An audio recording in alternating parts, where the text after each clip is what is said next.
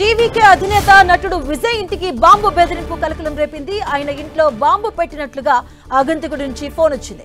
భవిష్యత్తులో బహిరంగ సభలు, ర్యాలీలు నిర్వహిస్తే విజయ్ ఇంటిపై బాంబుతో దాడి చేస్తామని ఆగంతుకుడు ఫోన్లో బెదిరించారు. దీంతో రంగంలోకి దిగిన పోలీసులు ఆయన నివాసంలో బాంబు స్క్వాడ్, డాగ్ స్క్వాడ్ తో తనిఖీలు చేపట్టారు. అయితే కన్యాకుమారి నుంచి తమకు ఫోన్ వచ్చినట్లుగా పోలీసులు చెబుతున్నారు. బాంబు బెదిరింపు ఫోన్ కాల్ పై పోలీసులు దర్యాప్తు ప్రారంభించారు.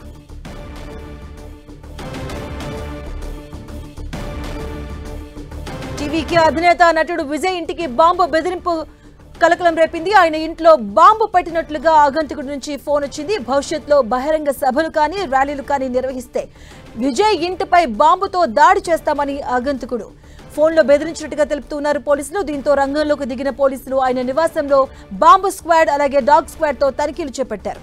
అయితే తమకు కన్యాకుమారి నుంచి ఫోన్ వచ్చినట్లుగా పోలీసులు చెబుతున్నారు. బాంబు బెదిరింపు ఫోన్ కాల్ పై పోలీసులు దర్యాప్తును ప్రారంభించారు.